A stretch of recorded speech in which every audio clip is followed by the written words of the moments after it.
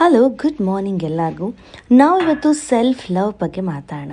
ಯಾವುದೋ ಒಂದು Instagram lighting ಸರಿಗೆ ಬಂದಿಲ್ಲ, ವೀಡಿಯೋ ಸರಿಗೆ ಬಂದಿಲ್ಲ ಅಂದರೆ ಅಷ್ಟೊಂದು ತಲೆ ಕೆಡಿಸ್ಕೊಂಡು ಜೀವನದಲ್ಲಿ ಏನೋ ಆಗೇ ಹೋಯಿತು ಅಂತ ನೆಗೆಟಿವ್ ಆಗಿರೋವಂಥ ನಾವು ನಮ್ಮ ಜೀವನದಲ್ಲಿ ಯಾರೂ ನಮ್ಮನ್ನ ಸರಿ ಟ್ರೀಟ್ ಮಾಡ್ತಿಲ್ಲ, ನಮ್ಮ ಜೊತೆ ಚೆನ್ನಾಗಿ ನಡ್ಕೋತಿಲ್ಲ ಅಂದರೆ ಅವ್ರ ಹಿಂದೆನೇ ಹೋಗಿ ನಾವು ನಮ್ಮನ್ನ ಪ್ರೀತಿಸಿ ನಮ್ಮನ್ನ ರೆಸ್ಪೆಕ್ಟ್ ಮಾಡಿ ಅಂತ ತುಂಬ ಕೇಳ್ಕೊತೀವಿ. ಅದ್ರ ಬದಲು ನಮ್ಮನ್ನು ನಾವು ಪ್ರಯಾರಿಟೈಸ್ ಮಾಡಿಕೊಂಡು ನಮಗಿಷ್ಟ ಆಗುವಂಥ ಕೆಲಸಗಳನ್ನ ಮಾಡಿಕೊಂಡು ನಮಗೆ ಬೇಕಾಗಿರೋ ಥರ ವಸ್ತುಗಳನ್ನ ನಾವು ತೊಗೊಂಡು ಪ್ಯಾಂಪರ್ ಮಾಡಿಕೊಂಡ್ರೆ ಎಷ್ಟು ಖುಷಿ ಸಿಗುತ್ತಲ್ವ.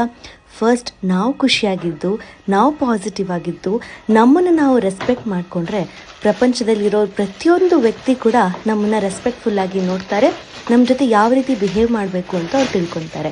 ಸೊ ಹಾಗಾಗಿ ನಮ್ಮನ್ನು ನಾವು ಯಾವತ್ತೂ ಪ್ರಯಾರಿಟೈಸ್ ಮಾಡ್ಕೋಬೇಕು, ನಮ್ಮನ್ನು ನಾವು ಯಾವತ್ತೂ ಪಾಸಿಟಿವ್ ಆಗಿ ಇಟ್ಕೋಬೇಕು, ನಮ್ಮನ್ನು ನಾವು ತುಂಬ ಪ್ರೀತಿಸಬೇಕು.